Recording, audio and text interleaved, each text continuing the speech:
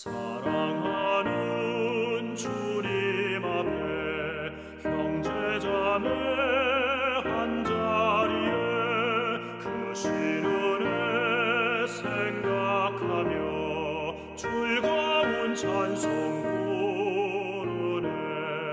내 주 예수 본을 받아 모든 사람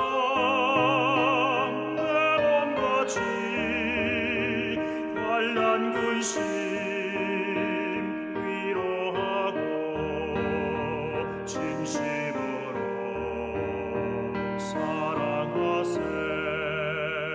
사랑하는 주님 앞에 온갖 충성 다 바쳐서 괴로우나 즐거우나 주님만 힘써서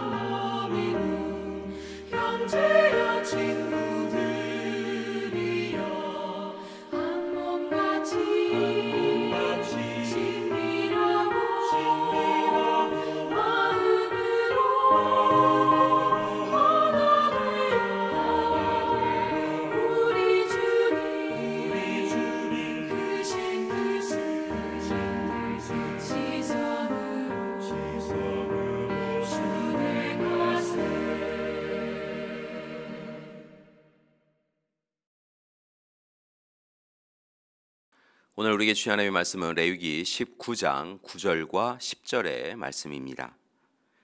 너희가 너희의 땅에서 곡식을 거둘 때 너는 밭 모퉁이까지 다 거두지 말고 내 떨어진 이삭도 줍지 말며 내 포도원의 열매를 다 따지 말며 내 포도원에 떨어진 열매도 줍지 말고 가난한 사람과 거류민을 위하여 버려두라.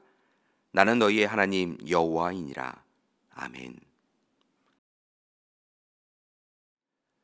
하나님께서는 모세를 부르실 때 불이 붙었을 때 타지 않는 가시떨기 나무에 현현하십니다.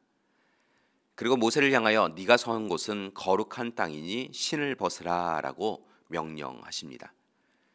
하나님의 임재가 있는 곳이 거룩한 곳임을 알려주신 것이지요. 그런데 하나님은 단순히 자신이 거하는 곳이 거룩한 곳, 성소로 불리는 것만을 원하지는 않으십니다. 실은 하나님은 거룩한 하나님의 임재를 맛본 모세 자신이 거룩한 존재로 살아가기를 원하신 것입니다. 모세뿐이겠습니까? 하나님은 하나님의 뜻대로 살아가는 모든 백성, 모든 이들이 거룩한 삶을 살아가기 원하십니다. 실제로 레위기 17장에서 26장까지의 말씀을 학자들은 성결법전이라고 칭하기도 하는데 모든 부분이 하나님의 사람들에게 거룩한 삶, 정결한 삶을 강조합니다. 예를 들면 오늘 본문이 포함된 레위기 19장 말씀의 소주제도 너희는 거룩하라입니다. 하나님은 태초에 우리를 창조하시면서 거룩한 존재로 만들어 주셨으며 오늘 이 시대에도 거룩한 존재로 살아가라고 격려하십니다. 그렇다면 거룩함의 기준, 하나님이 거룩한 것과 거룩하지 않은 것을 구분하시는 기준은 무엇일까요? 그것은 실은 생명과 관련되어 있습니다. 하나님은 거룩함을 지키기 위하여 하나님이 만들어주신 생명의 법칙을 지키라라고 말씀하십니다. 하나님이 창조하신 생명의 질서를 또한 지키라고 말씀하십니다. 오늘 말씀도 바로 그런 점에서 읽으면 깨달음이 있습니다. 오늘 말씀은 레위기의 다른 본문들보다 실은 쉽습니다. 보통 다른 본문들에서는 하라, 뭐뭐 하지 말아라 라는 등의 규례로 정해져 있는 것이 하도 복잡해서 도대체 어디에서 어디까지가 잘못된 것이고 어느 것이 옳은 것인지도 혼란스러울 때가 있습니다. 그런데 반하여 오늘 말씀은 분명합니다. 추수할 때 거룩한 백성이 지켜야 할 규례를 정해주고 있습니다. 무엇이라고 하였습니까? 너희가 땅에서 곡식을 거둘 때 밭 모퉁이까지 다 거두어 들이지 말고 내 떨어진 이삭도 줍지 말며 포도원의 열매를 다 따지 말며 내 포도원에 떨어진 열매도 줍지 말고 그것을 가난한 사람과 거류민을 위하여 버려두라라고 말씀하십니다. 말씀 쉽지요. 거룩한 존재가 되려면 다 추수하지 말고 남겨두어라. 조금은 남겨두어라 라고 말씀하신 것입니다. 왜 수고하고 애써서 이제 거둬들일 수 있게 된 양식을, 그 아까운 양식을 그냥 두라고 하신 것일까요? 그것은 바로 그 양식들은 과부와 고아, 나그네, 이방인들의 몫이기 때문입니다. 하나님은 특별히 그 떨어진 이삭들을 배려 차원에서 남겨두라고 하지 않으시고 그것은 애초에 그들의 것이다 라고 분명히 말씀하시며 남겨두는 것이 옳다, 그것이 하나님의 뜻이다 라고 명령하십니다. 하나님은 가난한 사람들이 당당하게 먹을 수 있도록 그들을 위한 규칙을 미리 정해 두신 것입니다. 즉 이 규칙을 통하여 하나님은 땅의 소유자이건 또는 땅을 소유하지 못한 가난한 사람이건 모두 다 거룩한 존재로 살아갈 수 있도록 배려해 주신 것입니다.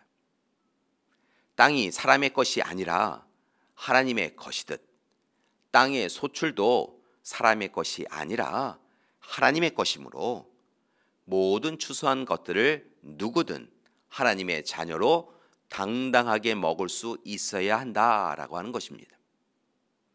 이것이 바로 우리 하나님의 창조 질서입니다. 우리를 향한 구원의 섭리이기도 합니다. 그리고 그 규례와 법을 따를 때 우리는 거룩한 존재가 되는 것이며 하나님의 온전한 자녀가 되는 것입니다. 우리는 이 세상을 살아가면서 계산, 셈을 잘 합니다. 무엇이 유익이 되고 무엇이 무익한 일인지 잘 계산합니다. 문제는 우리의 셈법이 대체로 물질, 돈과 관련되어 있다는 것입니다. 쉽게 말씀을 드리면 무엇을 하든 우리의 기준은 그것이 돈이 될 만한 일인가 아닌가 생각하며 산다는 것입니다. 얼마짜리인가 생각합니다. 할 수 있으면 더 많은 것을 얻을 수 있는 것을 선택합니다. 우리가 조금도 손해볼 만한 일은 행하지 않습니다. 그런데 오늘 하나님은 우리의 계산법, 셈법을 바꾸라라고 하신 것입니다. 조금 더 물질적 손해를 보지 않기 위해서 밭 구석구석 곡식을 거두거나 떨어진 이삭을 줍는 삶, 그 삶을 내려놓으라라고 말씀하십니다. 오히려 하나님이 만들어주신 창조의 질서, 거룩함의 질서, 즉 어렵고 힘든 사람, 가난한 사람들을 보살피고 돕는 삶을 살아가라고 말씀하십니다. 세상 사람들로부터는 어리석은 것처럼 보이지만 그것이야말로 하나님 앞에 거룩한 삶을 살아가는 지혜로운 삶이라고 말씀해 주십니다.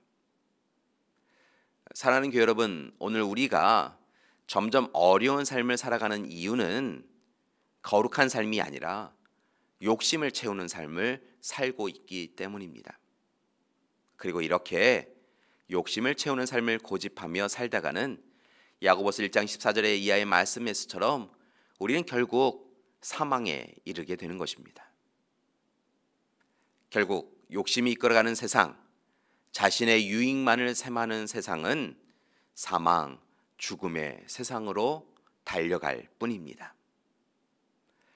교회 여러분, 바라기는 하나님이 만들어주신 창조의 질서, 함께함의 질서 속에서 거룩함을 되찾는 삶을 살기 원합니다. 교회 여러분, 오늘 하루 창조자 하나님이 우리에게 베풀어 주신 은혜를 감사하며 우리에게 허락해 주신 것을 함께 나눔을 통하여 거룩한 백성의 자리에 서가기를 소망합니다. 그때 하나님께서 우리 모두에게 더 큰 은혜를 베풀어 주실 것입니다. 함께 기도하시겠습니다. 사랑의 하나님, 오늘 이 시간 우리에게 마땅히 살아가야 될 삶에 대하여 분명히 알려주시니 감사드립니다.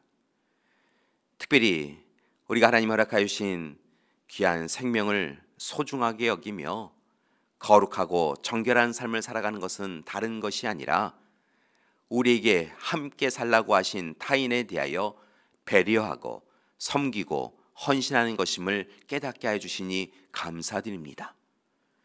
하나님, 오늘 이 시간 우리 자신만을 위하여 탐욕과 욕망을 위하여 살아왔던 그 모든 삶을 내려놓게 하여 주시옵시고 하나님의 사람으로 하나님의 사랑을 나누며 살아갈 수 있도록 이끌어 주시옵소서.